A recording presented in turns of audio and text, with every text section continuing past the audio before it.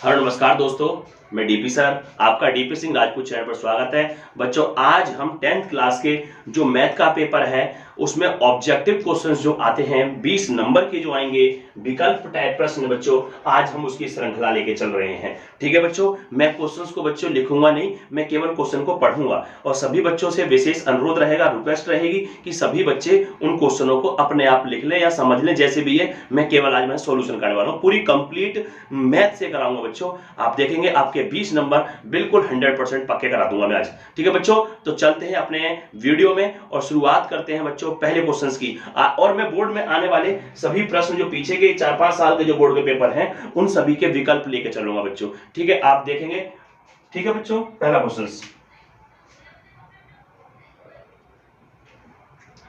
पहला क्वेश्चन है बच्चों,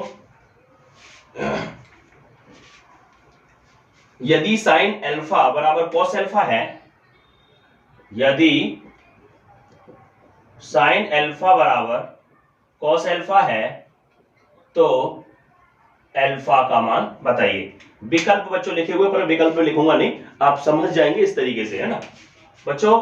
अब देखो हमें क्या करना है, आप ऐसे प्रश्न को क्या करेंगे, साइन अल्फा इधर रखो, कॉस को नीचे ले आओ, कॉस अल्फा बराबर 1, तो साइन बटे कॉस क्या होता है बच्चों, tan अल्फा बराबर 1।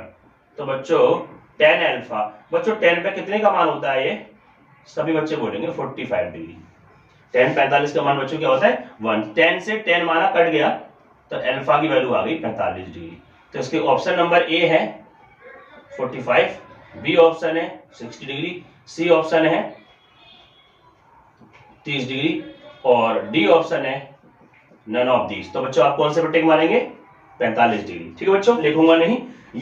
यदि दो लंबवृत्तीय बेलनों की आधार की त्रिज्याएं, दो बेलन है बच्चों, एक बेलन और एक बेलन ये रहा, और एक और बेलन है बच्चों ये वाला बेलन, और इनकी आधार की जो त्रिज्याएं हैं वो किस रेशियो में है, मतलब पहले वाले बेलन ये रहा रेशियो, दूसरे वाले बेलन की दूसरे वाले की त्रिज्या R2 और वो 1:2 दे रखी है बच्चों। इसकी जो त्रिज्या है वो 1 है तो इसकी त्रिज्या कितनी है 2 है। अनुपात लगा है बच्चों तो x लगाना ना भूलें। ठीक है बच्चों, ये इनकी R1 R2 हो गई, ये क्या कहलाएगी इसकी R1, ये क्या कहलाएगी बच्चों R2। तो बच्चों कह रहा है इनकी ऊंचाइयां क्रम से, ऊंचाइयां दे रखी है H1:H2 और उनका जो रेशियो दे रखा है 4:1। तो इसकी ऊंचाई यदि 4 मान लो इसे y मान लेते हैं, ये 4y है तो ये ऊंचाई जो होगी 1y होगी बच्चों। ठीक है, तो क्वेश्चन जो हमसे कह रहा है बेलनों के आयतनों का अनुपात, तो पहले वाले बेलन का आयतन बटे दूसरे वाले बेलन का आयतन, तो बेलन का आयतन क्या होता है बच्चों पाई r²h और पाई r²h। ये पहला वाला है तो 1 ये दूसरा वाला है तो 2 पाई से पाई कैंसिल, r1 की वैल्यू बच्चों कितनी है 1x की पावर स्क्वायर इंटू h1 की वैल्यू है 4y और बच्चों r2 की वैल्यू कितनी है 2x का स्क्वायर इंटू h2 की वैल्यू कितनी है बच्चों 1y, y से y खत्म हो गया तो बच्चों 1x मल्टीप्लाई 1x इंटू 4 और नीचे लिखा है बच्चों 2x multiply 2x into 1, x से s कैंसिल, x से s कैंसिल, तो बच्चों 2 या 4 हो गया, 4 से 4 कैंसिल, तो ऊपर बच गया 1 और नीचे बच गया 1, तो इसको कह सकते हैं 1:1। अगला क्वेश्चन है एक लंबवृत्तीय शंकु के आधार का परिमाप, शंकु के आधार का परिमाप कितना दिया बच्चों 66 सेंटीमीटर और ऊंचाई दे रखी है उसकी 8 सेंटीमीटर। तो पूछ रहा है शंकु का आयतन बताइए, शंकु का आयतन। तो बच्चों आयतन निकालने के लिए आपको क्या चाहिए, शंकु का आयतन है तो 1/3 पाई r²h। तो बच्चों देखेंगे हमें 1/3 तो हमारे पास है, पाई को थोड़ी देर के लिए रहने दीजिए, r नहीं है हमारे पास, h की वैल्यू हमारे पास 8 है पर r नहीं है, r शंकु के आधार का परिमाप। तो परिमाप क्या होता है बच्चों, मैं समझाने की कोशिश करूं, शंकु ये होता है और इसका जो परिमाप यहाँ से फिर घूम के यू आ गई, ये परिमाप होता है और ये क्या है वृत्त, और वृत्त की क्या कहेंगे इसको परिधि, तो वो होता है 2 पाई r। कितना दिया है 66। 2 गुणा पाई की वैल्यू है 22/7 मल्टीप्लाई r इक्वल टू 66, है ना। 2 से कट गया कितने बार बच्चों? 33 बार, है ना बच्चों। 2 से कट गया 33 बार और 11 से काट दे रहे हैं, 11 दूनी 22, 11 तिया 33। तो यहाँ से r की वैल्यू आ गई बच्चों, यहाँ बचा 2/7 और यहाँ बचा 3। तो r बराबर आ गया बच्चों 7 तिया 21/2। ठीक है बच्चों। फिर से बच्चों एक बार फिर मैं रिपीट कर दे रहा हूँ क्वेश्चन को, अच्छा क्वेश्चन रहेगा हमारे वीडियो का। शंकु के आधार का परिमाप 66 सेंटीमीटर, ऊंचाई 8 सेंटीमीटर है, तो आधार का परिमाप उसको परिधि बोलते हैं, वो 2 पाई r होता है। 66 दिया है, 2 ऐसी रहेगा, पाई का मान 22/7 है बच्चों, है ना। और r हमारा ऐसी रहेगा 66 हो गया, 2 से 66 को काट दिया थे 33 बार, 11 दूनी 22, 11 तिया 33, 3 बार कट गया। यहाँ पर 2/7 बचा, r बराबर 3, ये इधर पलटी मार गया तो 7 3 हो गया 21, 2 नीचे पहुंच गया, ये r की वैल्यू आ गई। अब r की वैल्यू सभी बच्चे यहाँ रख देंगे, 21/2 मल्टीप्लाई 21/2, तो 2 चौक हो गया 8 और 2 दूनी हो गया 4। तो बच्चों देखेंगे और 3 सत्ते हो गया 21। तो पाई का मान क्या है 22/7 और ये क्या है 7 मल्टीप्लाई 21 मल्टीप्लाई 2, 7 से 7 भी गया बच्चों, तो 22 मल्टीप्लाई कितना हुआ 2, 2 दूनी 4। अब बच्चों इनकी मल्टीप्लाई करेंगे, 42 की 22 से मल्टीप्लाई करेंगे, 2 2 या 4 हो गया, 2 4 या 8 हो गया, 2 2 या 4 हो गया, 2 4 या 8 हो गया। तो 4 8 4 12 8 9, तो 9 2 2 4 क्या निकालें सेंटीमीटर क्यूब। उम्मीद करता हूं फिर बच्चों को ये वाली बात समझ में आई होगी। चलते बच्चों अपने अगले विकल्प के पास। तो पहला क्वेश्चन 27 23 x - 4 x + 4 15 3 और 7 का समांतर माध्य 15 है, तो x का मान बताओ। समांतर माध्य का फॉर्मूला होता है पदों का योग बटे पदों की संख्या। तो समांतर माध्य कितना दिया है 15, पदों का योग सबको योग करना है 27 + 23 + x - 4 + x + 4 + 15 + 3 + 7। और बच्चों ये पद गिनेंगे कितने होंगे 1 2 3 4 5 6 7, ये 7 पद है बच्चों। जो -4 + 4 कट गया 27 23 15 7 और 3, ये होता है 75 + x और x 2x/7, इसके नीचे 1 मानेंगे, क्रॉस मल्टीप्लिकेशन 75 + 2x = 105। तो बच्चों 2x = 105 - 75, तो 2x बराबर हो गया 100 में 5 में से 5 गया 0, 10 में 7 के 3 और यहाँ से कट गया कितने बार 15 बार। तो बच्चों x की वैल्यू फाइंड आउट होगी 15। चलते हैं नए क्वेश्चन के पास बच्चों। यदि किसी बारंबारता बंटन का माध्य दे रखा है बच्चों 20.5 और माध्यिका दे रखी है बच्चों 20, ठीक है 20, तो उसका बहुलक बताओ। बहुलक बताइए बच्चों, बहुत इंपॉर्टेंट है। तो बहुलक का सूत्र होता है, बहुलक बराबर होता है 3 गुणा माध्यिका - 2 गुणा समांतर माध्य। तो 3 गुणा माध्यिका की वैल्यू कितनी है बच्चों 20, - 2 गुणा समांतर माध्य की वैल्यू है 20.5। ठीक है बच्चों, 20 दिया हो गया 60 - 40 और एक 41 हो गया बच्चों ये। ठीक है बच्चों, 20 दूनी 40 और एक और 41 हो गया, है ना, गुणा कर दी 41 हो गया बच्चों। 60 में से 41 गए तो कितने बचे बच्चों 19। तो बच्चों आपको ये क्वेश्चन समझ में आया होगा। चलते हैं नए क्वेश्चन नंबर 3 है बच्चों। क्वेश्चन नंबर 3 है प्रथम 10 अभाज्य पूर्णांक की माध्यिका क्या होगी, है ना। प्रथम 10 अभाज्य पूर्णांक, अभाज्य समझते हो, जैसे बच्चों अभाज्य पूर्णांक हो गया 2, फिर उसके बाद 3, फिर उसके बाद 5 7 8 नहीं होगा, 9 नहीं होगा, 10 नहीं होगा, 11 के बाद फिर 12 नहीं होगा, 13 होगा, 13 के बाद फिर 14 नहीं होगा, 15 नहीं होगा, 16 नहीं होगा, 17 के बाद 18 नहीं होगा, 19 भी नहीं होगा, 20 भी नहीं होगा, 17 के बाद 18 नहीं होगा, 19 होगा, 20 नहीं होगा, 21 नहीं होगा, 22 नहीं होगा, फिर 23 हो जाएगा बच्चों। 23 के बाद फिर 24 नहीं होगा, 25 नहीं होगा, 26 नहीं होगा, 27 भी नहीं होगा, 28 भी नहीं होगा, 29 होगा बच्चों। 29 देख लेना कितने होगा 1 2 3 4 5 6 7 8 9 10, 10 अभाज्य संख्याएं हो गई हैं। अब इनकी माध्यिका निकालनी है बच्चों। तो माध्यिका कैसे निकालते हैं बच्चों, ऑब्जेक्टिव क्वेश्चंस है, तो माध्यिका को ऐसे निकाल देंगे, एक इधर से कट गया, एक इधर से कट गया, एक इधर से कट गया, एक इधर से कट गया, एक इधर से कट गया, एक इधर से कट गया, एक इधर से कट गया, एक इधर से। अब बीच के 2 पद बचे, इनका माध्य निकाल दो। पद इनका माध्य निकाल दो, माने इनका समांतर माध्य क्या होता है, पदों का योग बटे पदों की संख्या। कितने पद है ये, 11 + 13 और 1/2, इनका माध्य निकाल दिया तो कितना हो गया, 24/2। आ गया बच्चों 12। बच्चों एक शंकु तथा एक बेलन के आधार तथा ऊंचाइयां समान है तो उनके आयतनों का अनुपात बताओ। एक भैया शंकु है हमारा और एक हमारा बेलन है। बच्चों आपकी स्क्रीन पर क्वेश्चन है, फिर पढ़ सकते हैं। एक शंकु एक बेलन की आधार तथा ऊंचाइयां दोनों समान है तो उनके आयतनों का अनुपात बताइए। इसकी त्रिज्या मान लो r है तो इसकी भी त्रिज्या r ही होगी, इसकी ऊंचाई h है तो इसकी भी ऊंचाई h होगी, तो उनके आयतनों का अनुपात। तो शंकु का आयतन v1 है और बेलन का आयतन v2 है। शंकु का आयतन होता है 1/3 पाई r² h और बेलन का होता है पाई r² h। ये पूरा कैंसिल हो जाएगा तो इधर क्या बचेगा, 1/3, तो इसका रेशियो हो जाएगा 1:3। उम्मीद करता हूँ हर बच्चों को ये वाली बात समझ में आई होगी। चलते हैं नेक्स्ट क्वेश्चन। अगला क्वेश्चन है बच्चों, क्वेश्चन नंबर 5 है, मॉडल बनाने वाली मिट्टी से ऊंचाई 24 सेंटीमीटर, आधार की त्रिज्या 6 सेंटीमीटर वाला एक शंकु बनाया गया है। बच्चों एक शंकु बनाया है, देखना आप समझना अच्छे से। और शंकु की जो हाइट है वो दे रखी है कितनी, 24, और आधार की त्रिज्या दे रखी है बच्चों 6 सेंटीमीटर।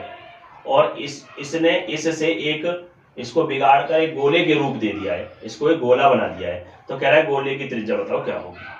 इससे एक गोला बना दिया है तो गोले की त्रिज्या पूछ रहा है बच्चों। तो क्या बच्चों देखो, इस आकृति से यह आकृति बनाई गई है तो इसका मतलब शंकु का आयतन बराबर गोले का आयतन। लिखेंगे शंकु का जो आयतन होगा वो बराबर होगा गोले के आयतन के। तो शंकु का आयतन होता है 1/3 पाई r, बोलो बच्चों, पाई r² इंटू h कितनी है 24, बराबर गोले का आयतन क्या होता है बच्चों 4/3 पाई r³ और r हमें निकालनी है बच्चों। ठीक है, 3 से 3 गया, पाई से पाई गया, तो 6 × 6 × 24 और इधर बचा 4 × r⁻3, तो 4 × 6 = 24। ठीक है, जो 6 × 6 × 6, तो इसको हम लिख देंगे r⁻3, तो इसको लिख देंगे 6⁻3 बराबर r⁻3।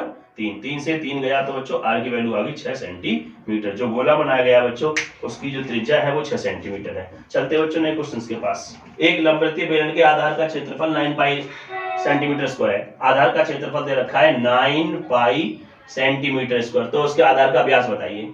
तो आधार का क्षेत्रफल होता है पाई r² बराबर 9 पाई, पाई से पाई गया तो r² बराबर आ गया 9, तो r की वैल्यू आ गई 3, अंडर रूट लेंगे 3 आएगी। तो हमें पूछ क्या रहा है बच्चों, व्यास।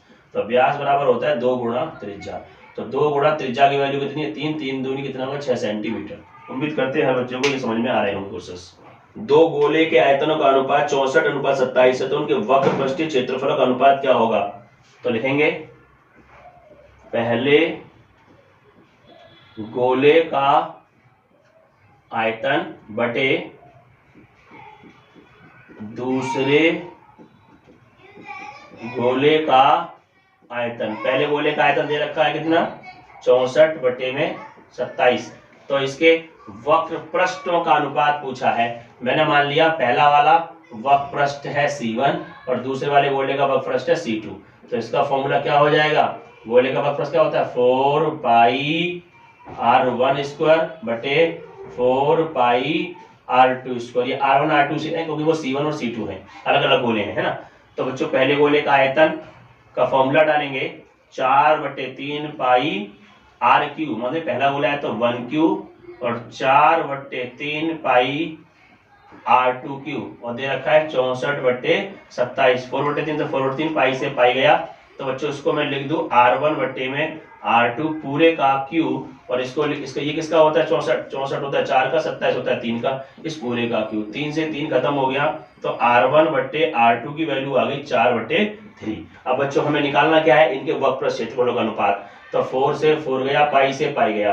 ठीक है बच्चों, इसको मैं ऐसे लिख दूं r1/r2 का स्क्वायर। तो r1 की वैल्यू कितनी है 4/3 का स्क्वायर, तो इसको मैं लिखूंगा 4 × 4 कितना हो गया 16 और 3 × 3 9, तो इसको लिख दूंगा 16:9। उम्मीद करता हूं बच्चों को समझ में आ जाएगा। Question number 6। वृत्तों की परिधियों में 2:3 का अनुपात है, उसके क्षेत्रफलों का अनुपात बताओ। दो वृत्त की परिधि मतलब पहले वाले वृत्त की परिधि क्या होती है 2πr1 और दूसरे वाले की परिधि 2πr2। इनमें रेशियो कितना दे रखा है बच्चों 2/3। तो कह रहा है उनके क्षेत्रफलों का अनुपात बताओ, मतलब उनके a1/a2 का रेशियो बताना है। तो बच्चों 2 से 2 गया, पाई से पाई गया, तो r1/r2 की वैल्यू आ गई 2/3। तो क्षेत्रफलों का अनुपात पूछ रहा है, तो क्षेत्रफल क्या होता है वृत्त का πr1² बटे में πr2²। इससे ये कैंसिल, इसको हम ऐसे लिख सकते हैं, ऐसे लिख सकते हैं r1 की वैल्यू कितनी है 2/3 पूरे का होल स्क्वायर। ये 2 × 2 4, 3 3 9, तो 4:9 आ गया बच्चों। तो इसी पेड़ की छाया उसकी ऊंचाई से √3 गुनी है, तो सूर्य का उन्नयन कोण बताइए। बच्चों यहाँ पे कोई सूरज है इस तरीके से, और इसकी जो छाया है जो नहीं है किसी पेड़ की छाया उसकी ऊंचाई से √3 गुनी है। मान लीजिए इसकी ऊंचाई h है, तो इसकी छाया इसकी √3 गुनी है, मतलब h√3 है। तो कह रहा है सूर्य का उन्नयन कोण बताइए थीटा। तो बच्चों ध्यान देंगे कैसे करेंगे इसको, हम यहाँ पे लेंगे tan थीटा। tan थीटा क्या होता है लंब बटे आधार, तो h बटे में आ गया h√3। h से h कट गया एक बार, तो tan थीटा बराबर 1/√3। तो tan थीटा बराबर हो जाएगा tan 30 डिग्री, tan से tan कैंसिल, थीटा बराबर 30 डिग्री। उम्मीद करता हूँ हर बच्चे को समझ में आया होगा क्वेश्चन से। मीनार की ऊंचाई 20 मीटर है और फिर वो कह रहा है इसकी छाया की लंबाई 20√3 गुनी है। 20√3 सूर्य का तो सूर्य का उन्नयन कोण बताइए, है ना।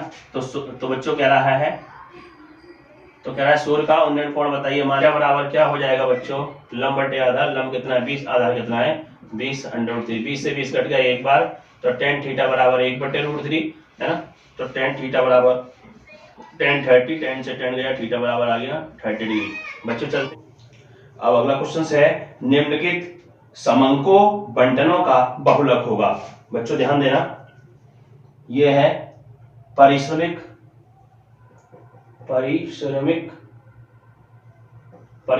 यहां दे रखा है, और एक तरफ दे रखा है मजदूरी।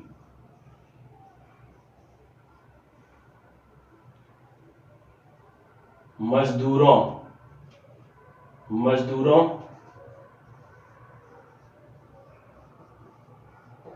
की संख्या, और ये दे रखे रुपए में।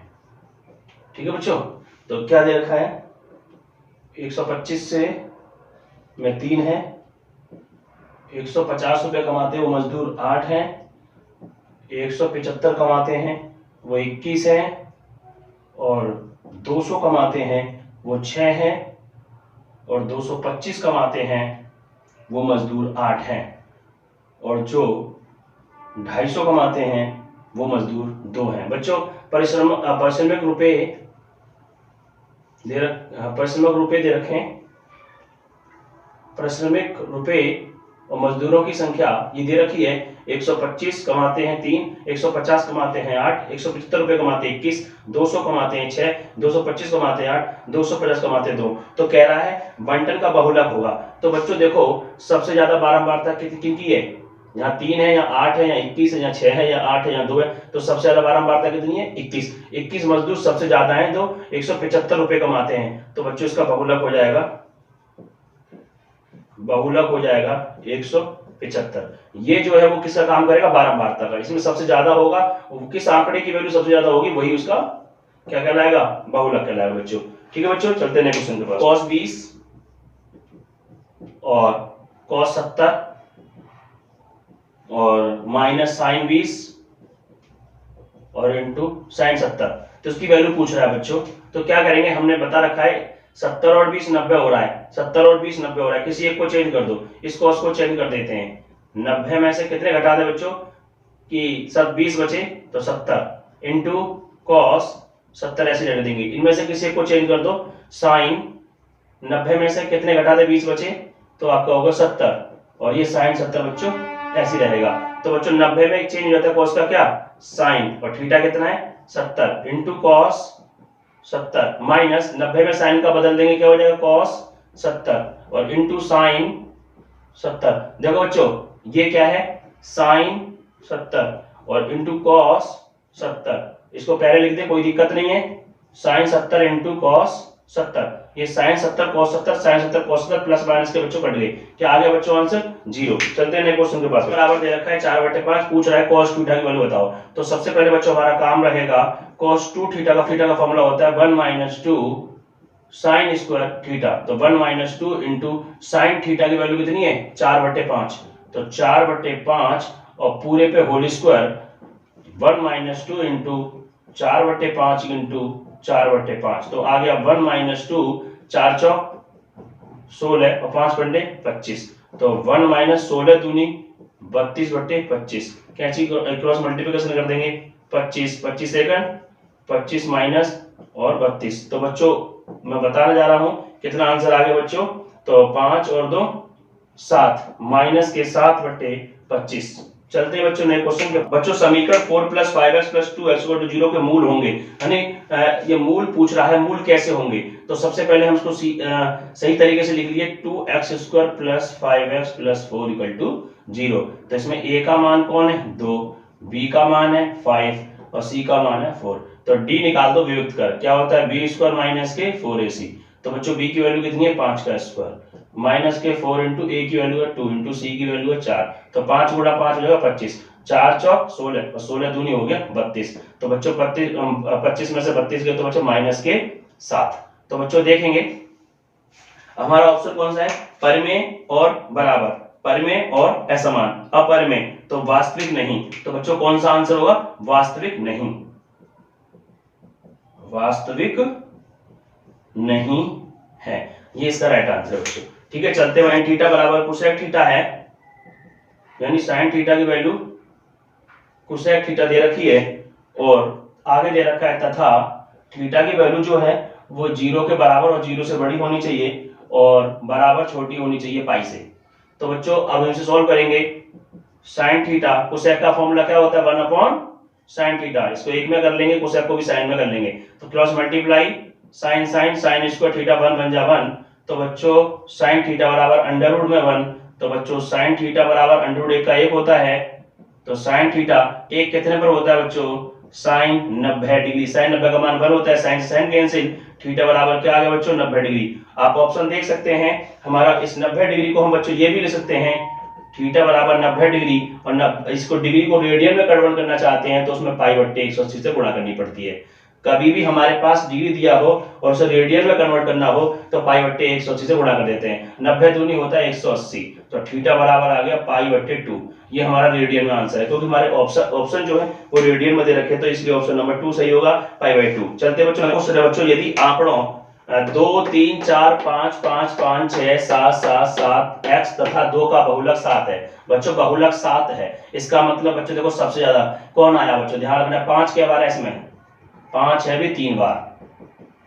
और बच्चों इसमें 6 7 कौन बार है? 7 है इसमें 1 2 3 बार, 3 बार। 6 भी 6 बच्चों 1 बार ही है। 2 देखो कितने बार है? 1 इसमें 1 इसमें, 2 है बच्चों 2 बार, ठीक है। और 3 है 1 बार और 4 भी है 1 बार, 4 भी 1 बार। तो बच्चों अब देखते हैं हम इसमें कि वो ये कह रहा है कि बहुलक 7 है, बहुलक 7 है। तो बच्चों देखो बहुलक यदि 7 करना है तो इसकी बारंबारता जो सबसे ज्यादा करनी है। देखो 5 की भी बारंबारता 3 है और 7 की बारंबारता 3 है। अभी बहुलक हम किसी को कह नहीं सकते, तो वो कह रहा है और बहुलक हमें 7 करना ही है, बहुलक 7 आना चाहिए। और जबकि 7 भी 3 बार है 5 भी 3 बार है, दोनों बराबर है, तो बहुलक हमें 5 को भी कर सकते हैं, बहुलक हम 7 को भी कर सकते हैं। लेकिन क्वेश्चन कह रहा है नहीं जी, बहुलक को आपको 7 ही करना है। तो बहुलक 7 करना होगा तो उसकी बारंबारता सबसे अधिक होनी चाहिए। तो वो कह रहा है एक्स की वैल्यू क्या रख दें? तो एक्स की वैल्यू बच्चों क्या रखेंगे? एक्स की वैल्यू यदि एक और 7 आ जाएगी, x का मान यदि 7 आ गया तो 7 कितने बार हो गया? 3 बार, यहाँ पे 1 बार और आ जाएगा। तो 7 की जो होगी बारंबारता हो जाएगी वो कितनी हो जाएगी? 4 बार, जो कि इसमें 4 किसी की भी नहीं है, केवल 7 की है। तो बहुलक 7 तभी कहलाएगा जब x की वैल्यू क्या रखी जाएगी बच्चों? 7 रखी जाएगी। तो अगर x का मान कौन सा होगा, तो आप उम्मीद करता हूं बच्चों को समझ में आई होगी। बच्चों चलते नहीं बच्चों, अगला क्वेश्चन है संख्याओं 42, 33, 31, 26, 20, 18, 14, 10, 8 और 6 की माध्यिका होगी। तो बच्चों इन आंकड़ों को सबसे पहले आप बढ़ते क्रम में लिख लीजिए, या तो घटते क्रम में या तो बढ़ते क्रम में। तो बच्चों लिखने की कोशिश कर रहे हैं हम। देखो 42, उसके बाद है बच्चों 33, उसके बाद 31, उसके बाद 26, उसके बाद 20, उसके बाद 18, इसके बाद 14 और उसके बाद 10 और उसके बाद 8 और उसके बाद 6। इसकी माध्यिका पूछ रहा है। बच्चों माध्यिका का फॉर्मूला होता है, यदि आंकड़े इस टाइप के दे रखे हैं तो उसमें हम सम के लिए फॉर्मूला अलग यूज करते हैं और विषम के लिए अलग फॉर्मूला यूज करते हैं। तो साथियों में ध्यान रहेंगे मेरे प्यारे स्टूडेंट बच्चों कि आप इसमें ये कर सकते हैं, आप सीधा ऑब्जेक्टिव क्वेश्चन है, कुछ मत करो, आप इसमें बीच का टर्म भूल लो। इधर से काट दो, इधर से काट दो, इधर से काट दो, इधर से काट दो, इधर से काट दो बच्चों, इधर से काट दो, इधर से काट दो, इधर से काट दो। तो बच्चों कितने बच गए? 2। इनका एवरेज निकाल लो, औसत। औसत औसत का मतलब होता है क्या? समांतर माध्य, उसको बोलते हैं पदों का योग। पदों का योग कर दो और बटे पदों की संख्या, एक पद और दो पद और 2 से भाग, तो कितना होगा? 20, 30, 38 बटे 2 और काट देंगे बच्चों, कितना आ जाएगा? 19। उम्मीद करता हूं ये बच्चे समझ में आई होगी। और बच्चों यदि इसमें मतलब इसमें 9 टर्म्स होते हैं तो इसमें बीच में एक बचता, बीच का टर्म ढूंढना होगा बच्चों बस। अगला क्वेश्चन है बच्चों sine square 15 degree minus cos square 15 degree upon sine square 15 degree plus cos square 15 degree का मान पूछ रहा है, क्या मान होगा? तो बच्चों ऐसे क्वेश्चन करने के लिए आप ये देखिए, इनका टोटल 90 तो है नहीं है कि बच्चों इस प्रश्न में कुछ फॉर्मूले का यूज होगा। आप मैं वो बता दे रहा हूं आपको। देखिए cos 2 थीटा होता है 2 cos स्क्वायर थीटा माइनस 1। अगला फॉर्मूला होता है 1 माइनस 2 साइन स्क्वायर थीटा। अगला फॉर्मूला होता है cos square theta minus sign square theta. एक और होता है 1 माइनस tan स्क्वायर थीटा बटे में 1 प्लस tan स्क्वायर थीटा, जो कि आप अगली क्लास में पढ़ेंगे 11th में। और एक साइन 2 थीटा का भी फॉर्मूला देख लीजिए, 2 sine theta into cos theta होता है। और एक बेसिक फॉर्मूला सब जानते होंगे, sign square theta cos square theta बराबर होता है 1। तो बच्चों ध्यान से देखने की कोशिश करिए, मैं इसमें से माइनस कॉमन ले रहा हूं जिससे कि ये आगे हो जाएगा। माइनस कॉमन लेने से टर्म्स आगे पीछे हो जाएंगे। क्या है? तो cos square 15 degree minus sine square 15 degree. और बच्चों नीचे देखिए, नीचे क्या लिखा है? Sine square 15 degree plus cos square 15 degree. बच्चों थोड़ी देर के लिए आप समझिए, ये इसको थीटा मान लो, आप सभी इसको क्या मानेंगे?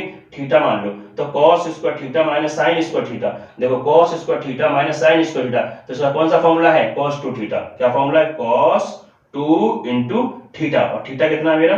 15 डिग्री। बच्चों नीचे देखेंगे अब, क्योंकि 2 इंटू थीटा है ना। अब देखो sign square theta plus cos square theta, तो देखो sign square theta plus cos square theta का मान होता है 1, तो इसकी नीचे वाले की वैल्यू 1 आ जाएगी। तो बच्चों माइनस cos 15 दूनी कितना हो गया? 30 डिग्री अपॉन 1 लिखने की जरूरत ही नहीं थी, और माइनस cos 30 का मान सभी बच्चे जानते होंगे √3/2। उम्मीद करता हूं ये हर बच्चे को समझ में आ जाएगा। ऑब्जेक्टिव क्वेश्चन से बच्चों पेपर में आने की संभावना है। हेलो बच्चों, अगला क्वेश्चन है 6.1 सेंटीमीटर त्रिज्या के वृत्त में 12 सेंटीमीटर लंबी एक जीवा है, वृत्त के केंद्र से जीवा की दूरी बताइए। देखो बच्चों ये एक वृत्त है बच्चों, और ये इसकी कोई जीवा है, और इसकी लेंथ जो है ना वो दे रखी है कितनी? 12 सेंटीमीटर। इसका केंद्र दे रखा, केंद्र से जीवा पर लंब डाल दिया, तो वृत्त के केंद्र से जीवा पर डाले गए लंब की दूरी पूछ रहा है, ये क्वेश्चन पूछ रहा है। और ये त्रिज्या है, इसकी त्रिज्या कितनी है? 6.1 दे रखी है। तो बच्चों और त्रिज्या वृत्त के केंद्र से जीवा पर डाला गया जो लंब है ये वाला, वो जीवा को 2 बराबर भागों में बांट देता है। तो 12 है तो ये 6 और ये 6। तो बच्चों इसमें पाइथागोरस लगा दो, 90 डिग्री वाला एंगल है। तो क्या हो जाएगा? कर्ण का स्क्वायर, कर्ण क्या होता है? कर्ण का स्क्वायर बराबर लंब का स्क्वायर प्लस आधार। कर्ण बोलो बच्चों कितना है? 6.1 का स्क्वायर, और लंब कितना है बच्चों? ये निकालना है लंब। आधार कितना है? 6 का स्क्वायर, तो 6.1 मल्टीप्लाई 6.1 बराबर लंब का स्क्वायर प्लस 6 मल्टीप्लाई 6। तो 6.1 की 6.1 में मल्टीप्लाई करेंगे, 1 6 मल्टीप्लाई 6 और 6 6 36, तो 1 6 6 12, 6 और 1 7 3, और एक अंक के बाद पॉइंट, तो यहाँ पॉइंट आ जाएगा। तो आ जाएगा 37.21 और बराबर लंब स्क्वायर और 6 हो जाएगा 36। तो बच्चों 37.21 इसको इधर लाएंगे -36 बराबर लंब स्क्वायर। अब इसमें से घटा देंगे बच्चों, कितना आ जाएगा 21.1 है ना बच्चों। 2 हटेगा तो इधर अंडर आ जाएगा बराबर है ना। और सब जो बच्चे जानते होंगे पॉइंट हटता है तो नीचे 1 और 2 अंक है तो 2 जीरो आ जाएंगी। तो एल की वैल्यू आ जाएगी बच्चों 121 है, ऊपर इसके फैक्टर 11 मल्टीप्लाई 11 हो जाएंगे और नीचे 10 मल्टीप्लाई 10 हो जाएंगे। तो लंब की वैल्यू बच्चों 11 का पेयर बाहर निकल जाएगा और यहाँ से 10 का पेयर बाहर निकल जाएगा। जब इसे डिवाइड करेंगे तो 11 में 1 जीरो है तो 1 अंक आगे पॉइंट लगा देंगे, तो इतने सेंटीमीटर यही हमारी लेंथ है। वृत्त के केंद्र से जिया पर डाला गया लंब की लंबाई है 1.1 सेंटीमीटर। ठीक है बच्चों, उम्मीद करता हूँ हर बच्चों को ये वाली बात समझ में आई होगी। बच्चों बहुत ही इंपॉर्टेंट क्वेश्चन की श्रृंखला चल रही है। ठीक है, चलते हैं आपकी स्क्रीन पर बच्चों। साइन थीटा की वैल्यू है √3/2 और वो क्वेश्चन हमसे पूछ रहा है आप बता दीजिए कॉट 2 थीटा की वैल्यू। तो कुछ नहीं करना बच्चों, यहाँ पे साइन थीटा है तो आप ये देखिए साइन पर कितने पर वैल्यू होती है √3/2। तो सभी बच्चों का कहना होगा सर 60 डिग्री पर होती है। तो साइन से साइन कैंसिल हो जाएगा बच्चों, तो थीटा की वैल्यू आ जाएगी 60 डिग्री। अब आपसे पूछा क्या है बच्चों, कॉट 2 मल्टीप्लाई और थीटा की वैल्यू 60 डिग्री। तो सब बच्चे ध्यान देंगे, कॉट 60 दूनी कितना होता है 120। अब सभी बच्चे यहाँ से 120 का मान किस तरीके से निकालेंगे, निकालना बताया है बच्चों वीडियो मैंने। तो 90 प्लस इसे कर दीजिए 30 कर दीजिए। 90 प्लस 30 क्या होता है 120 होता है बच्चों। तो बच्चों कॉट को 90 में क्या होता है चेंज होता है, कॉट का क्या हो जाएगा 10 और 10 थीटा कितना है बच्चों 30 डिग्री। 90 प्लस कौन से क्वाड्रेंट में, सेकंड क्वाड्रेंट में, और सेकंड क्वाड्रेंट में जो कॉट होता है वो कैसा होता है नेगेटिव। पूरी वीडियो बना रखी है मैंने क्वाड्रेंट के ऊपर बच्चों, दिक्कत हो तो वहां देख लेना। माइनस और 10 30 की वैल्यू सब जानते हैं बच्चों अच्छे तरीके से 1/√3 है। उम्मीद करता हूं हर बच्चे को ये वाली बात समझ में आई होगी। चलते हैं नए क्वेश्चन के पास। ये गोले का व्यास, एक गोले का जो व्यास है ना बच्चों, ये गोले का जो व्यास है ये d है बच्चों। एक गोले का व्यास d है तो गोले का आयतन बताओ। गोले का हमसे आयतन पूछा है तो बच्चों आयतन कैसे निकालेंगे, पहले गोले का जो व्यास है ना, व्यास हमें दे रखा है d, तो यहां से त्रिज्या कितनी हो जाएगी इसकी आधी, d/2। गोले का आयतन क्या होता है 4/3 पाई r3। और बच्चों सभी बच्चों से मेरा विशेष अनुरोध है, ये हमारा सेशन आपको अच्छा लग रहा हो तो प्लीज हमारे चैनल को सब्सक्राइब करिए, वीडियो शेयर करिए, बेल आइकन दबाना बिल्कुल ना भूलें। ठीक है बच्चों, जिससे कि आपको आपके साथ साथ दूसरे बच्चों का भी भला होगा बच्चों। ठीक है, अब देखते हैं बच्चों 4/3 और पाई को छोड़ दीजिए क्योंकि हमारे ऑप्शन सारे पाई में ही है, पाई का मान ही डालेंगे और r की वैल्यू है बच्चों d/2।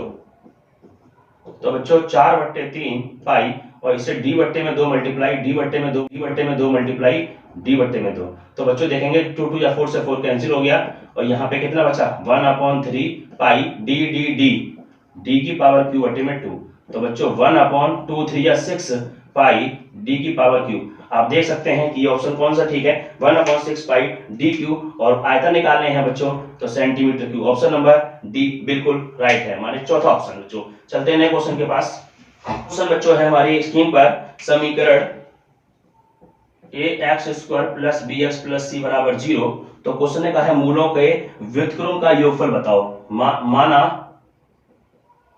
माना मूल अल्फा व बीटा है तो सब जानते हैं अल्फा प्लस बीटा होता है -b/a और अल्फा गुणा बीटा होता है c/a। ये फॉर्मूले हैं बच्चों। तो देखो a b c, तो देखो b की जगह तो b सही है, a की जगह a है बिल्कुल ठीक है, c की जगह c है सही है और a की जगह a। इन कुछ और हुआ तो बच्चों वैल्यू रखनी पड़ती है। तो कह रहा है मूलों के व्युत्क्रम का योगफल, ये मूल है इनके, तो मूलों के व्युत्क्रम का योगफल। इसका व्युत्क्रम क्या है 1/अल्फा, इसका व्युत्क्रम क्या है 1/बीटा। व्युत्क्रम का योगफल निकालना है, मतलब इन जो इसके मूल है उसके मूलों को उल्टा करके जोड़ना है, उसी को कहते हैं मूलों का व्युत्क्रम बच्चों। ठीक है, यहाँ एलसीएम क्या आएगा अल्फा बीटा, इसकी इसमें करेंगे तो बीटा और इसकी इसमें करेंगे तो अल्फा। इनकी वैल्यू आपके पास है अल्फा प्लस बीटा ये रही -b/a और नीचे है अल्फा गुणा बीटा c/में। ये ऊपर है ये नीचे है, नीचे से नीचे कैंसिल हो गया तो माइनस के b/c। उम्मीद करता हूं हर बच्चे को ये वाली बात समझ में आई होगी। बच्चों आज हम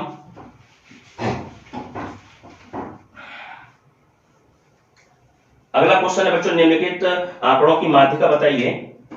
2 12 0 9 5 15 कितने हुए 1 2 3 4 5 6 और फिर एक और है 7। इसकी माध्यिका निकालनी बच्चों। माध्यिका निकालने वक्त मैंने ये बताया बच्चों, हम अपने जो आंकड़े हैं उनको हम या तो बढ़ते क्रम में लिखेंगे या तो घटते क्रम में, या तो असेंडिंग में या डिसेंडिंग में बच्चों। तो सबसे पहले कौन आएगा बच्चों? 0, 0 से बड़ा फिर 2, 2 से बड़ा 5, और 5 से बड़ा बच्चों 7, और 7 से बड़ा होगा 9, और 9 से बड़ा होगा बच्चों 12, और 12 से बड़ा होगा 15। तो माध्यिका निकालने का फॉर्मूला वैसे तो बच्चों फॉर्मूला होता है, लेकिन विदाउट फॉर्मूले से करेंगे जो कि बहुत आसानी से हो जाएगा बच्चों। एक इधर से काट दो, इधर से काट दो, इधर से काट दो, इधर से काट दो, इधर से काट दो, इधर से काट दो, तो बच्चों बीच का क्या बचा? 7, और 7 ही हमारी क्या कहलाएगी? मीडियन। मीडियन माने माध्यिका, ये हमारी माध्यिका कहलाएगी। शिवम बच्चों, एक लंबवृत्तीय बेलन के आधार का क्षेत्रफल, आधार का क्षेत्रफल दे रखा है 635 सेंटीमीटर स्क्वायर, तो और ऊंचाई दे रखी है बच्चों 10 सेंटीमीटर। तो पूछा है बेलन का आयतन बताइए। तो आधार का क्षेत्रफल दे रखा है, तो आधार का क्षेत्रफल क्या होता है बेलन के? पाई आर स्क्वायर, और 63 पाई से पाई गया, आर स्क्वायर बराबर आ गया 63, आर स्क्वायर की वैल्यू आ गई 63 बच्चों। ऊंचाई दे रखी है, अब हम निकालेंगे बेलन का आयतन। बेलन का जो आयतन होता है बच्चों वो होता है पाई आर स्क्वायर एच। तो पाई को ऐसे रहने दीजिए, आर स्क्वायर की वैल्यू 63 इंटू ऊंचाई की वैल्यू 10, और पाई का मान 22/7 मल्टीप्लाई 63 मल्टीप्लाई 10, 7 नियम होता है बच्चों 63, 9 दूनी 18 का 8 हासिल लगा, 9 दूनी 18 19, और ये 0 बच गई। तो बच्चों ये हमारा आंसर आ गया सेंटीमीटर क्यूब। ये बेलन का आयतन आ गया बच्चों। समीकरण 5x square minus 3x plus 2 बराबर 0 के मूलों का योग होगा। मूलों का योग माने अल्फा प्लस बीटा पूछा है, वो होता है माइनस बी बटे ए। ये ए का काम करता है, ये बी का काम करता है, सी का काम करता है। माइनस बी की वैल्यू कितनी है बच्चों?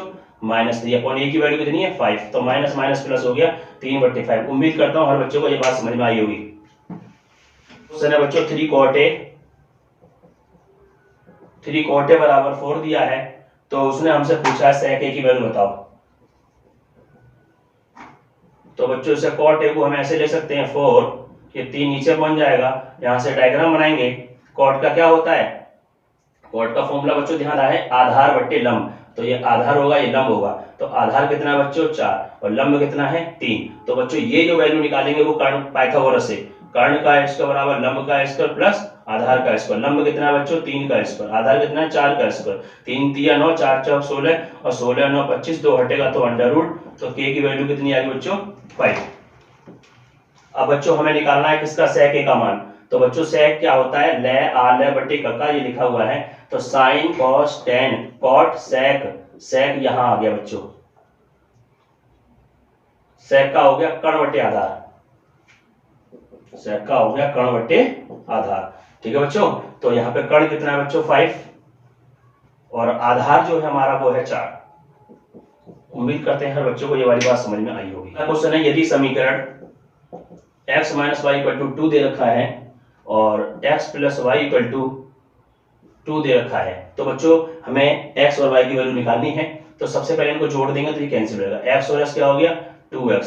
तो इन दोनों को जोड़ेंगे 4, तो 2 से कट गया 2 बार, तो x की वैल्यू क्या आ गई बच्चों? 2। अब x का मान उठा के समीकरण नंबर 1 मान लो और समीकरण 1 2 मान लो। इसकी वैल्यू यहाँ रख दी समीकरण 1 में, तो x का मान रखेंगे 2 माइनस वाई बराबर 2।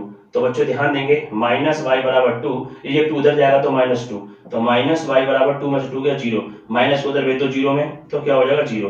तो बच्चों x की वैल्यू क्या आ गई 2 और y की वैल्यू 0 आ गई। बच्चों यदि हम करना चाहें हम इसको ऐसे भी कर सकते हैं, आप ध्यान से सुनिए, बराबर 2 और x प्लस वाई बराबर 2। तो बच्चों ध्यान देना कभी भी x और y की वैल्यू निकाली जाए तो ये दोनों प्लस के हैं ना, तो इनको जोड़ देंगे। 2 और 2 कितना हो गया? 4, और 2 से भाग कर देंगे तो कितना आ गया? 2।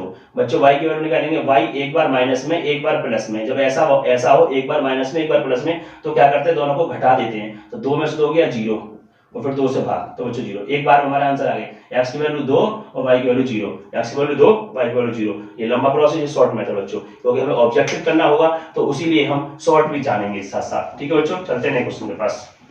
क्वेश्चन है बच्चों 1 से लेकर 9 तक की प्राकृतिक संख्याओं का माध्य बताइए। तो बच्चों 1 2 3 4 5 6 7 8 9, इसका हमें माध्य निकालना है। माध्य माने बच्चों, माध्य का मतलब होता है समांतर माध्य, उसका मतलब होता है पदों का योग बटे पदों की संख्या। तो ये कितने हैं बच्चों, 9, पदों का योग बटे पदों की संख्या। संख्या कितनी है 9, तो ऊपर वाला सबको जोड़ेंगे बच्चों 45 आ जाएगा, नीचे 9 है तो 9 पंजे 45। उम्मीद करते हैं बच्चों को ये वाली बात भी समझ में अच्छे से आई होगी। क्वेश्चन है sin square 60 minus sin square 30 का मान होगा। sin square 60 minus sin square 30 की डिग्री की वैल्यू बताइए। तो sin 60 की वैल्यू √3/2 का स्क्वायर माइनस sin 60 की वैल्यू होती है बच्चों 1/2 का स्क्वायर, 2 से रूट कटेगा 3 और 2 पे 2 का स्क्वायर हो जाएगा 4 माइनस 1/4, एलसीएम हो गया 4 और 3 माइनस 1, तो 3 में से 1 गया 2/4, 2 एकम 2, 2 दूनी 4 बराबर 1/2 आ गया। चलते हैं बच्चों नए क्वेश्चन के पास। अगला क्वेश्चन होगा हमारा 1 minus ten square, 1 minus ten square 45 degree बटे में 1 प्लस टेन स्क्वायर 45। बोर्ड की दृष्टि से बहुत ही इंपोर्टेंट क्वेश्चंस हैं। जैसे कि आपने सब जानते हैं कि 20 नंबर का ओएमआर पेपर जो आने वाला है, ऑब्जेक्टिव मार्क पेपर होगा, उसके लिए बहुत बेनिफिट। तो 1 माइनस टेन 45 की वैल्यू 1, 1 का स्क्वायर करेंगे, 1 प्लस टेन 45 की वैल्यू 1, 1 का स्क्वायर, तो 1 माइनस 1 का स्क्वायर 1, 1 प्लस 1 का स्क्वायर 1, तो 1 में से 1 गया 0, 0 एक और एक क्या हो गया 2, 2 को 0 से भाग करेंगे तो बच्चों 0 आएगा। तो क्वेश्चन नंबर आपके सामने sin 2 बराबर 2 sin a। तो बच्चों एक फॉर्मूला होता है sin 2 बराबर 2 sin theta into cos theta. तो sin 2a की वैल्यू ये वैल्यू डाल दो, जहां थीटा है यहाँ पे a है, फॉर्मूला ये रहेगा। तो 2 sin और थीटा की value a into cos a बराबर है 2 sin a के। तो बच्चों 2 sin a से 2 sin a कट गया, तो यहाँ क्या बचा cos a बराबर 1। तो बच्चों cos a बराबर, ये वैल्यू cos में कितने पर होती है, cos 0 डिग्री का मान होता है। cos से cos कैंसिल हो गया मान लीजिए, तो थीटा बराबर कितना आ गया 0 डिग्री। बच्चों ये क्वेश्चन आपका हो गया है। अगला क्वेश्चन है बच्चों 2 tan 30 डिग्री बटे में 1 प्लस tan स्क्वायर 30 किसके बराबर होगा। ठीक है बच्चों, तो 2 इंटू tan 30 का मान 1/√3, 1 प्लस tan 30 का मान 1/√3 का स्क्वायर, तो 2 बन जा 2 बटे में √3/1 प्लस 1/3। तो बच्चों 2/√3/3 3 और 1 4/3, 2 बटे में √3 और ये पलटी मार देगा 3/4, 2 दूनी 4 और ये कट जाएगा √3 बार। तो बच्चों आंसर आ गया √3/2। तो बच्चों हमारे ऑप्शन दे रखे हैं, साइन 60 डिग्री ए ऑप्शन है, बी ऑप्शन है cos 60 डिग्री, सी ऑप्शन है tan 60 डिग्री और डी ऑप्शन है sin 30 डिग्री। तो sin 30 का मान कितना होता है 1/2, ये गलत हो गया। tan 60 का मान कितना होता है √3, ये भी गलत हो गया। cos 60 की वो sin 60 की वैल्यू कितनी होती है √3/2, ये ठीक है। और cos 60 का मान होता है 1/2, ये भी गलत हो गया। ऑप्शन नंबर ए ठीक होगा बच्चों। चलते हैं अगले क्वेश्चन के पास बच्चों। हेलो बच्चों, क्वेश्चन है आपका tan थीटा बराबर a बटे में b, आपको वैल्यू निकालनी है a sin theta minus b cos theta बटे में a sin theta plus b cos theta. ऐसा क्वेश्चन है तो इसमें अंश और हर दोनों में cos थीटा से b cos थीटा से भाग कर दो। इसको भी b cos थीटा से भाग करेंगे, इसको भी b cos थीटा से भाग कर दिया और इस नीचे वाले को भी cos थीटा से भाग कर दिया। तो बच्चों हुआ क्या है, इसमें ध्यान रखेंगे, इसको अलग अलग कर दो।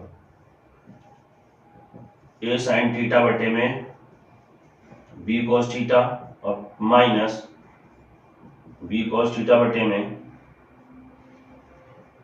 b cos थीटा, नीचे भी a sin theta plus b cos theta, इसको भी b cos थीटा से भाग करेंगे, इसको भी b cos थीटा से भाग करेंगे। तो हुआ क्या बच्चों, इससे ये कैंसिल हो गया एक बार, इससे कैंसिल हो गया एक बार। तो यहां से बचा बच्चों, यहां से बचा a बटे में b sin बटे cos क्या होता है tan थीटा माइनस 1 और a बटे में b sin बटे cos क्या होता है tan theta plus 1। Value put कर देंगे, a बटे में b मल्टीप्लाई a बटे में b माइनस 1, tan थीटा की वैल्यू a बटे b है।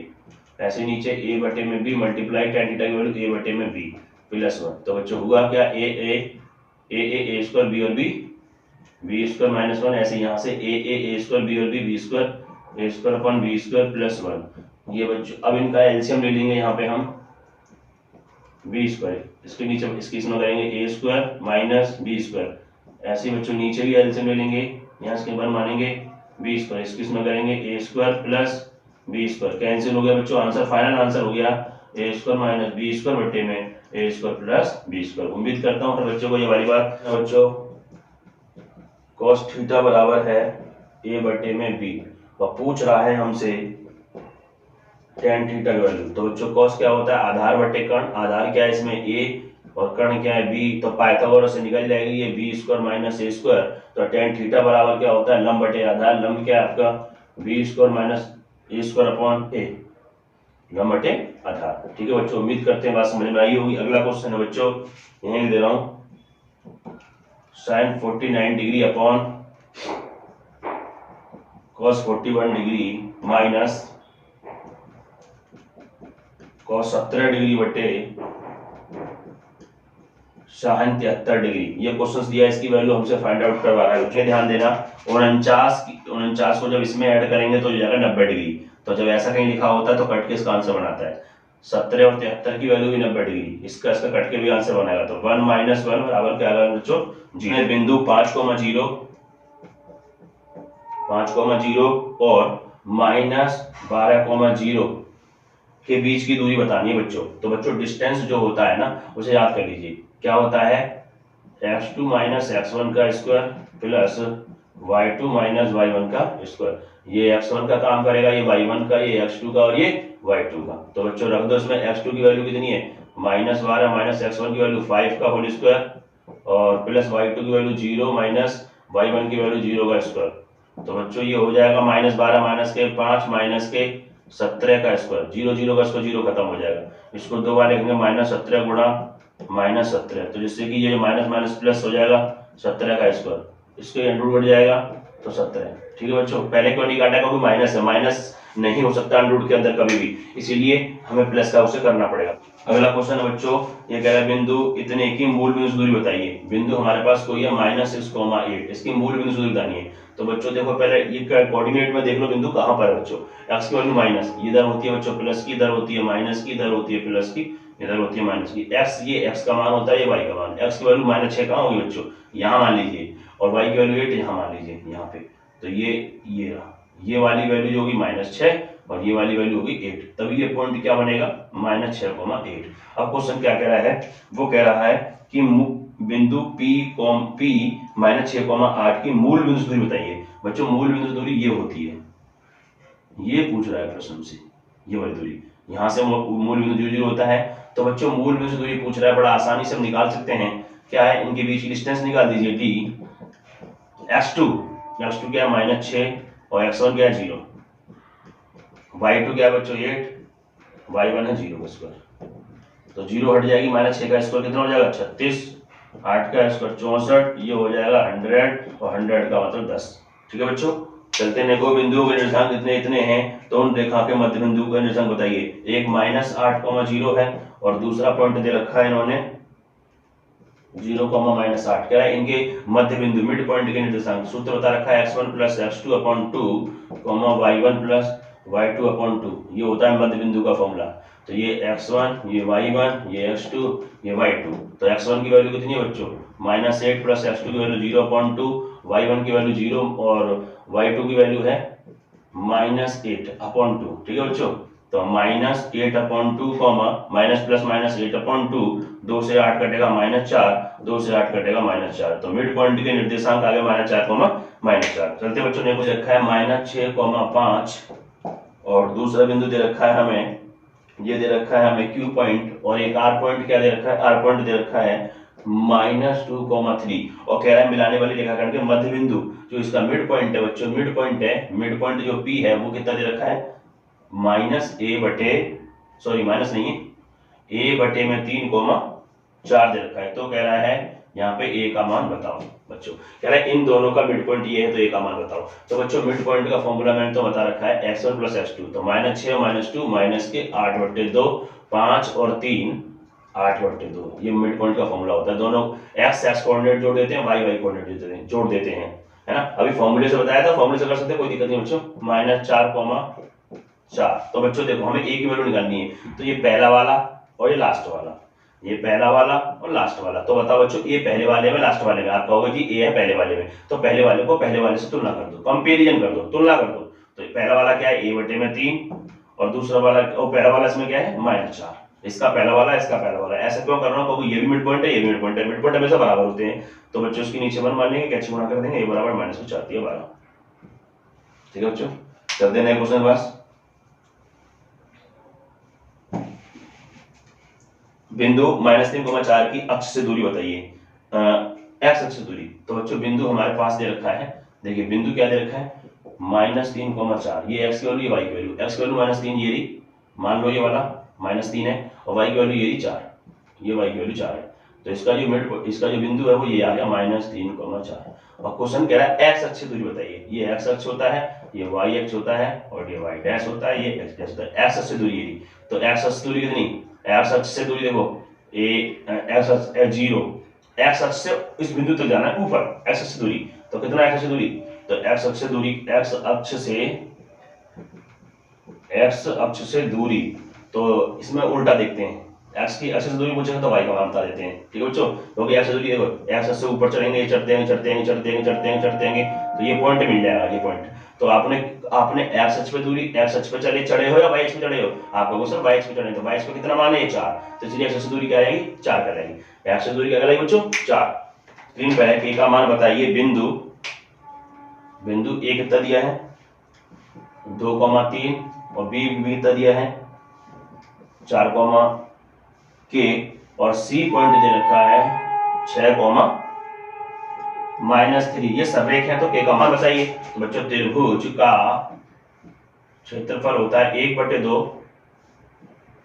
x y - y plus x y - y plus x y - y।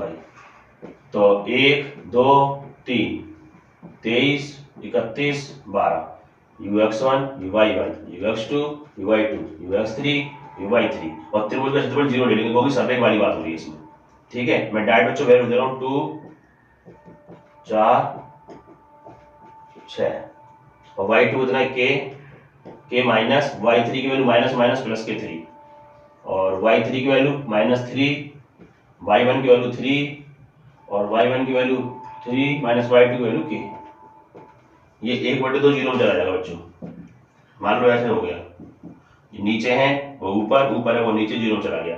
तो गुणा कर दो इसकी, इसमें 2k + 6 दोनों में हो गई ना, 4 -3 -6 प्लस 6 किया 18, और 6 की k में 6k। ये पूरा मैटर 0 हो गया। ये हो गया 2k + 6 माइनस के 6 = 24, और प्लस के 18 माइनस 6k। तो बच्चों देख रहे होंगे अच्छे तरीके से आप, क्या हो गया देखना, 0 बराबर 2k और -6, तो माइनस के 4k। ठीक है, 18 और 6 कितने हो गए, 18 और 6 हो गए 24। तो बच्चों प्लस का 24 और माइनस का 24, इस 4k को इधर ले गए, प्लस का 4k, 24 से 24 गया 0, तो k की वैल्यू आ गई 0/4। जब डिवाइड करेंगे तो बच्चों क्या कहलाएगा, 0। तो k का मान देखिए, ये कह रहा है चित्र में, क्या कह रहा है, यानी चित्र में ABC और AEF समरूप त्रिभुज हैं, तो एंगल AEF बराबर होगा। तो बच्चों ध्यान देंगे, ये दोनों ट्रायंगल कैसे समरूप हैं, ये दोनों ट्रायंगल कैसे समरूप हैं। जब समरूप होते हैं तो इसका कॉरस्पॉन्डिंग सारे एंगल बराबर होते हैं, कॉरस्पॉन्डिंग एंगल संगत कोण बराबर होते हैं। तो देखो AEF, तो बच्चों E यहाँ पे देखो E, ये वाला एंगल, तो E ये रहा, ये E जो बीच में है, तो बीच वाले एंगल के बराबर है, इसका मतलब B एंगल के बराबर है। तो बच्चों ये B एंगल ये रहा, B एंगल ये एंगल, तो एंगल AEF बराबर है, बीच में E है, तो E तो यहाँ पे देखो E के E बीच में है, तो बीच में कौन है, B। तो बच्चों B के बराबर हो जाएगा, इसको बोलेंगे ABC, इस एंगल के बराबर होगा, ABC के बराबर होगा बच्चों। ठीक है, चलते हैं बच्चों नए क्वेश्चन के पास। मैं क्वेश्चन को पढ़ रहा हूँ बच्चों, ध्यान दीजिए। यानी त्रिभुज ABC में रेखा AD एंगल BAC की अर्धक रेखा है, तो BD रेशियो DC का अनुपात होगा। BD रेशियो DC का अनुपात होगा, ये पूछ रहा है। बच्चों ध्यान देना, ये बाइसेक्टर है, मतलब इस पूरे एंगल को ये लाइन बराबर बराबर बांट रही है। ये 10 है तो ये 10, ये 50 ये 50। तो इस स्थिति में वो इसका और इसका रेशियो पूछ रहा है, तो इसका रेशियो वो होगा इसके साथ वाले भुजा के बराबर, और इसका रेशियो वो होगा इस वाली के बराबर। ये बच्चों याद कर लीजिए, थ्योरम मान लीजिए तरीके से, है ना। तो बच्चों ये क्वेश्चन खत्म हो गया, चलते हैं क्वेश्चन के पास। बच्चों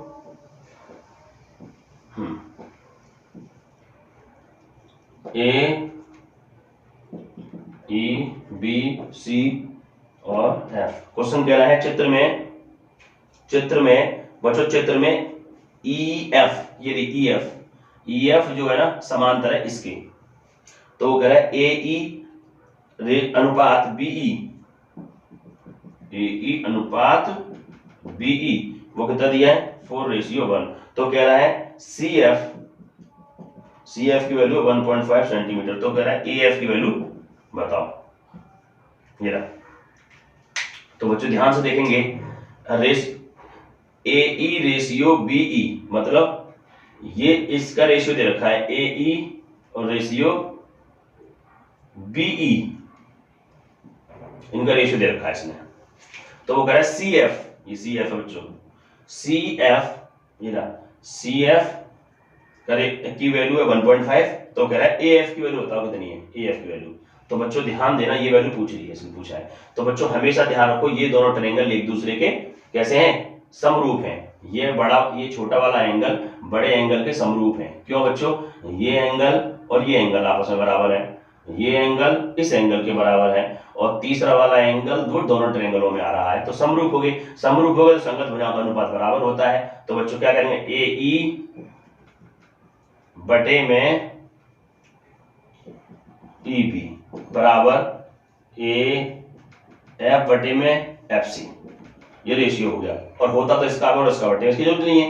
AE बटे में EB कहूं या BE कहूं, एक ही मतलब है। BE कहूं या BE कहूं, BE कहूं या EB कहूं, बच्चों एक ही मतलब है। तो इसकी वैल्यू 4 है, ऊपर नीचे वाले की 1 है, और AF की वैल्यू पूछ रहा है, AF की वैल्यू और CF की वैल्यू 1.5 क्रॉस मल्टीप्लाई कर देंगे। AF बराबर 15 चौके 60 और एक अंक वाला पॉइंट, तो AF की वैल्यू आ गई बच्चों 6 सेंटीमीटर। उम्मीद करता हूं बच्चों को ये वाली बात भी समझ में आई होगी। अच्छा चलते हैं, DE समांतर है BC के, मतलब DE समांतर है B या C है।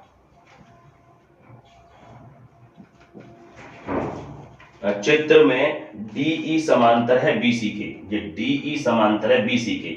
तो वो कह रहा है AE की माप बता दो, ए से लेके ई की माप बताओ। ये वाली वैल्यू पूछ रहा है, एक्स वैल्यू क्या होगी। तो बच्चों देखो ध्यान देखिए, देखो ये वाला समांतर है ना, तो बच्चों संगत कोण बराबर होंगे, ठीक है। ये एंगल बराबर होगा इस एंगल के, और ये 90 डिग्री है तो ये भी 90 डिग्री होगा, और ये दोनों एंगलों में आ रहा है, ठीक है बच्चों। तो क्या होता है, जब दो ट्रायंगल समरूप हो जाते हैं तो उनकी संगत भुजाओं का अनुपात बराबर होता है बच्चों।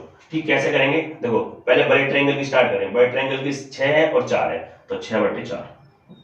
तो इसमें बड़े ट्रायंगल की देखो, बड़े ट्रायंगल की कितनी है 3 + x, और छोटे ट्रायंगल की कितनी है x। बच्चों को क्या कर दिए, 2 दूनी 4, 2 3 6 के क्रॉस मल्टीप्लाई कर दिए बच्चों। तो पहले इसकी इसमें कर दो, 3x = 6 और प्लस 2x, तो 3x इसको ले आओ, -2x = 6। तो बच्चों x की वैल्यू क्या आ जाएगी 6। उम्मीद करता हूं ये हर बच्चों के पास। क्वेश्चन नंबर अगला, ये कह रहा है दो समरूप त्रिभुजों के क्षेत्रफल 32 वर्ग सेंटीमीटर और 48 वर्ग सेंटीमीटर। तो पहले त्रिभुज की भुजा का वर्ग 24 वर्ग सेंटीमीटर और दूसरी भुजा की संगत भुजा का वर्ग क्या होगा। देखो बच्चों, इसमें दो त्रिभुज दिए हैं, पहला त्रिभुज Δ1 मान लिया, दूसरा त्रिभुज Δ2 मान लिया। तो पहली भुजा का स्क्वायर बटे दूसरी भुजा का स्क्वायर। पहले वाले का क्षेत्रफल कितना है 32 और दूसरे वाले का क्षेत्रफल नहीं 48 दिया, सॉरी 48। पहले वाले की भुजा कितनी है, भुजा है 24 और दूसरे वाले की भुजा पूछ रहा है,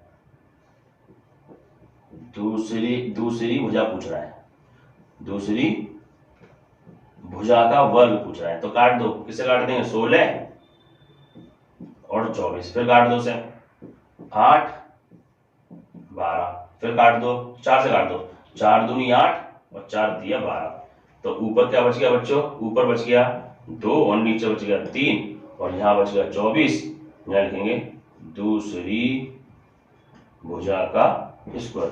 तो 2 बन जाए 2 और 2 से घट गए 12 बार। तो क्रॉस मल्टीप्लाई कर दो, तो क्या आ गया, दूसरी भुजा का स्क्वायर बराबर 12 या 36। लेकिन ये स्क्वायर की वैल्यू पूछ रहा है, ये बस केवल स्क्वायर की वैल्यू। संगत भुजाएं 2:3 के अनुपात में, तो क्षेत्रफल का अनुपात पूछो। बच्चों क्षेत्रफल, पहले वाले त्रिभुज का क्षेत्रफल मान लिया Δ1 और दूसरे वाले का क्षेत्रफल मान लिया Δ2। तो बच्चों ये मान ली मैंने। और संगत भुजाएं दे रखी हैं 2/3। आपको पता है क्षेत्रफल का अनुपात जब भी पूछा जाए तो भुजा के अनुपात का वर्ग कर देते हैं। तो 2 दूनी 4/3 3 9 4:9। एक त्रिभुज की भुजाएं 7, 9 और 13 सेंटीमीटर है। तो वो कह रहा है त्रिभुज हो सकता है न्यून कोण, अधिक कोण, समकोण या त्रिभुज संभव नहीं है। तो बच्चों हमें करना क्या होता है, हम यहाँ पर सिंपल सी बात देखेंगे। पाइथागोरस तो नहीं लग रही, बड़ी भुजा का वर्ग हो गया 13 का स्क्वायर 169 और 9 का हो गया 81 और 7 का होगा 49। 81 जोड़ेंगे तो 169 के बराबर कभी नहीं आएगा। इसका मतलब बच्चों समकोण त्रिभुज तो हो ही नहीं सकता। अब हम देखेंगे बड़ी भुजा का वर्ग जो है और दोनों छोटी भुजा के जो वर्ग का जो योगफल है ये हमेशा बड़ा होगा इधर वाला। कैसे, 169 हो जाएगा, ये 7 7 49 हो जाएगा, 9 9 81 हो जाएगा। तो 169 बड़ा है, 9 और 1 10, 8 4 12 13, इससे बड़ा हो गया। तो ध्यान सुनिए, यानी बड़ी भुजा का वर्ग शेष दोनों छोटी भुजा के वर्ग के योगफल से बड़ा हो तो वहां पे अधिक कोण त्रिभुज होता है। बच्चों क्या होता है, अधिक कोण त्रिभुज। फिर से सुनिए मेरी बात को, बड़ी भुजा का वर्ग शेष दो छोटी भुजा के वर्ग के योगफल से अधिक आ जाए तो वह अधिक कोण होता है। चलते हैं बच्चों, ये कह रहा है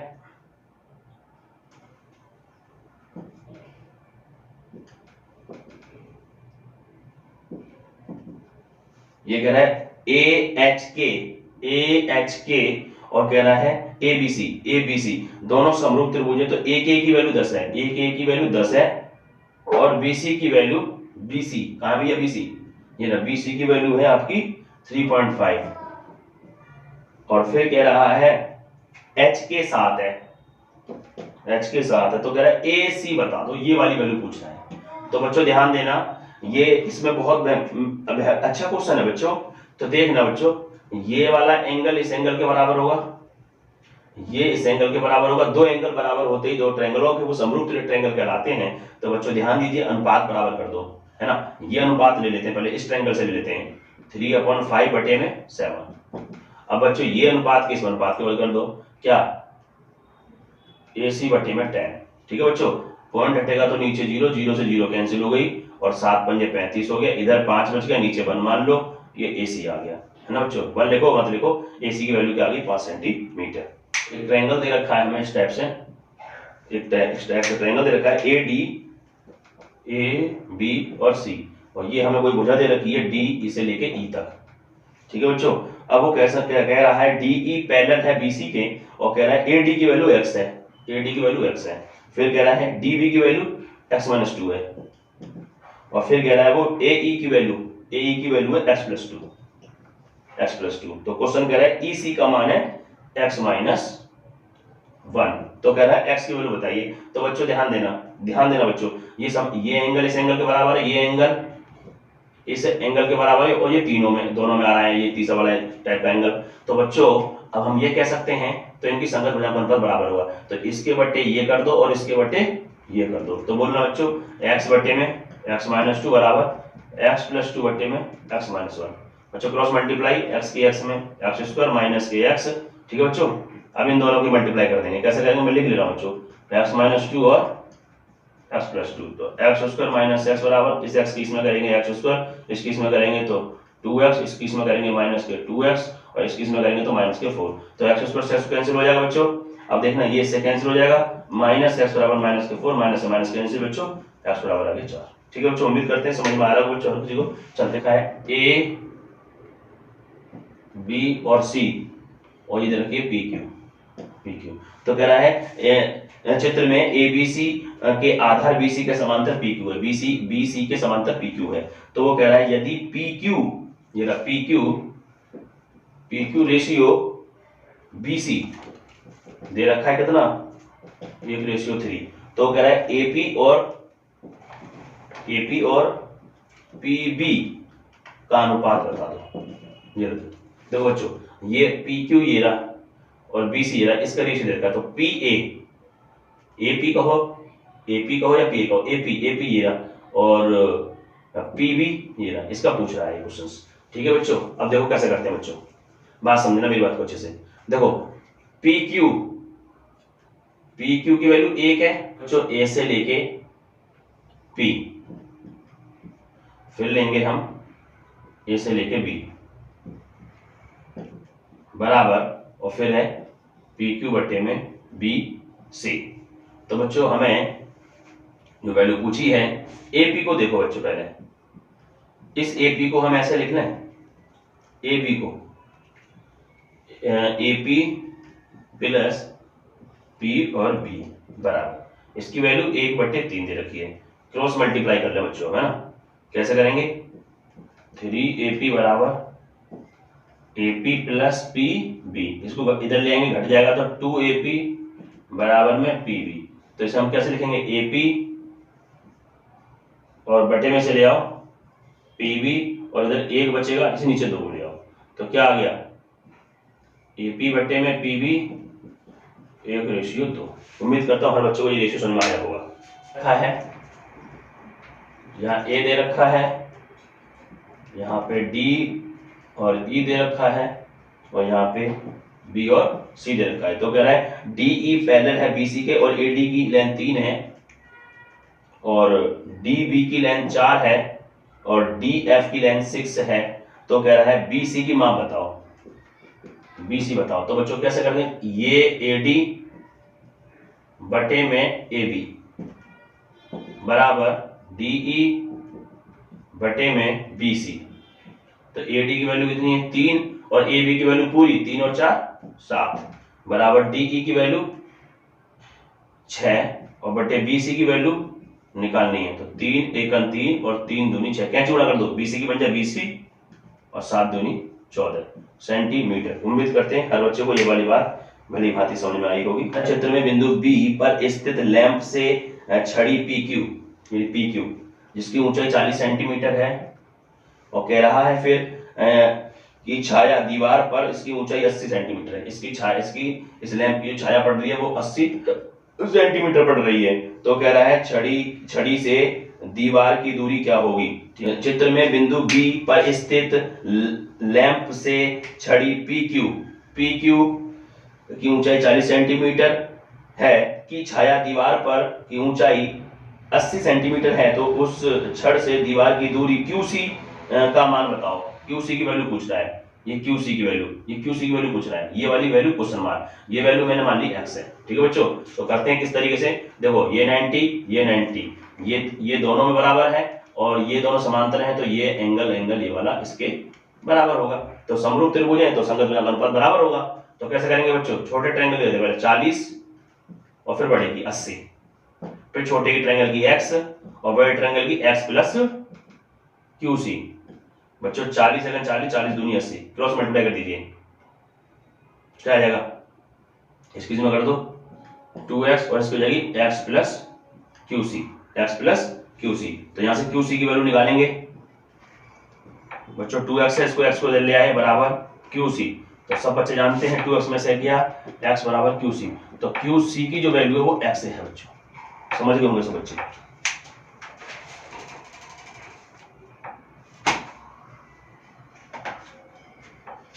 त्रिभुजों के परिमाप क्रम से 40 और 80 सेंटीमीटर उनके क्षेत्रफल का अनुपात बताओ। बच्चों क्षेत्रफल, पहले वाले ट्रायंगल का क्षेत्रफल मैंने मान लिया A1, और पहले वाले ट्रायंगल का क्षेत्रफल है Δ1, दूसरे वाले का है Δ2, और इनके परिमाप दे रखे हैं। तो बच्चों परिमाप कितना है 40 पहले वाले का, दूसरे वाले का 60। तो परिमाप हो तो परिमाप का भी वर्ग कर देते हैं, ठीक है, ध्यान देना। त्रिभुज का क्षेत्रफल पूछे तो भुजाओं संगत भुजाओं का भी वर्ग होता है, परिमाप का भी वर्ग होता है, माध्यिका का भी वर्ग होता है, लेकिन ये परिमाप की बात दे रखी है तो इसको इस तरीके से 0 से 0 कैंसिल, तो इसको लिखेंगे 4 गुणा 4 बटे में 6 गुणा 6, 2 दूनी 4 2 तिया 6, 2 दूनी 4 2 तिया 6, ऊपर बचा 2 दूनी 4, नीचे बचा 9, तो 4:9 इसका आंसर बच्चों आ चुका है। अगला क्वेश्चन, दो समरूप त्रिभुजों की भुजाएं 4:9 है, समरूप त्रिभुजों की भुजाएं 4:9 है, तो उनके क्षेत्रफल का अनुपात बताओ। तो बच्चों पहले वाले त्रिभुज क्षेत्रफल Δ1, दूसरे वाले का क्षेत्रफल Δ2, उनकी भुजाओं का अनुपात कितना दिया बच्चों 4:9, तो 4/9, तो इसका वर्ग कर देंगे तो क्षेत्रफल का निकल कर आएगा, तो 4 चौक 16, 9 9 81, तो रेशियो आ गया 16:81। ठीक है बच्चों, चलते अगले क्वेश्चन के पास। एक 25 मीटर लंबी सीढ़ी, ये 25 मीटर लंबी सीढ़ी, 25 मीटर लंबी सीढ़ी एक भवन की जमीन से 10 मीटर की ऊंचाई खिड़की तक छूती है, ये 20 मीटर, यानी 25 मीटर लंबी सीढ़ी एक भवन की जमीन से 20 मीटर की ऊंचाई तक खिड़की तक जाती है, तो भवन से सीढ़ी के निचले सिरे की दूरी ज्ञात की, ये पूछ रहा है। तो पाइथागोरस लगा दो बच्चों, कर्ण का स्क्वायर 25 का स्क्वायर बराबर लंब कितना है 20 का स्क्वायर, और आधार आपको निकालना है, तो 25 कितना हो गया 625 हो गया, ये हो जाएगा 400 प्लस का ए स्क्वायर, इसको इधर ले आओ, 625 माइनस के 400 बराबर ए स्क्वायर। तो बच्चों देखेंगे किस तरीके से आपकी वैल्यू आ गई है, तो ए स्क्वायर बराबर इसमें से घटाए तो कितने बच्चे 225, तो ए बराबर बच्चों 225, तो ए बराबर इसके फैक्टर होते हैं 15 गुणा 15, तो बच्चों क्या आ जाएगा 15 बाहर आ जाएगा। उम्मीद करता हूँ हर बच्चों। अगला क्वेश्चन है बच्चों 1/x स्क्वायर -2 और इक्वल टू 1/7, तो यहाँ से वो कह रहा है कि यहाँ से x की वैल्यू बच्चों बताइए कैसे निकालेंगे बच्चों, तो क्रॉस मल्टीप्लाई कर दीजिए, x स्क्वायर -2 बराबर 7 बन जाए 7, तो x स्क्वायर बराबर 7 माइनस का इधर चला गया प्लस का 2, तो x स्क्वायर बराबर 7 और 2 9, तो x की वैल्यू आ जाएगी अंडर रूट में 9, तो x की वैल्यू आ जाएगी बच्चों 3। उम्मीद करता हूँ हर बच्चे समझ में। बच्चों ऑप्शन में प्लस माइनस भी दे रखा है, तो यहाँ पे अंडर रूट से पहले प्लस माइनस लगा देंगे, प्लस माइनस 3, ठीक है बच्चों, जो ऑप्शन आपका सही होगा उस पर टिक मार देंगे। और x - 5 बराबर 0 है, x + 6 और x - 5 0 है, तो इसकी मूल बताओ, तो मूल कुछ नहीं होता बच्चों, उसको 0 मान लो, x बराबर हो गया -6 और x - 5 को भी 0 मान लो, तो x की वैल्यू आ गई 5, ये इसके मूल होंगे बच्चों, ये आंसर आपको राइट हो जाएगा। बच्चों हमारी जो सीरीज चल रही है विकल्प प्रश्नों की चल रही है, जो आपके मैथ के पेपर में विकल्प टाइप प्रश्न 20 आने वाले हैं, तो हम वादा करते हैं आपसे, आपको विश्वास दिलाते हैं कि ये हम जो सीरीज लेके आए हुए हैं ये हमारी कम से कम 3 पार्ट में सीरीज होगी 20 नंबरों की, ठीक है। आप यदि हमारे ये विकल्प अच्छे तरीके से समझ लेते हैं, हमारे क्वेश्चन समझ लेते हैं, तो हम इस बात का विश्वास दिलाते हैं कि आपके 100% 20 में से 20 जो नंबर होंगे वो जरूर मिलेंगे आपके पेपर में, ठीक है बच्चों। और हमने क्या करा है बच्चों, इसमें जो भी पीछे के जितने भी साल के पेपर थे हमने उसके सभी विकल्पों को भी शामिल किया गया है कि सभी बच्चे अच्छे से मार्क्स गेन करेंगे। और जो बच्चा हमारे चैनल पर न्यू जुड़ा है, सबसे पहले हमारे चैनल को सब्सक्राइब करिए, वीडियो शेयर करिए, बेल आइकन दबाना बिल्कुल ना भूलिए। जय हिंद, जय भारत।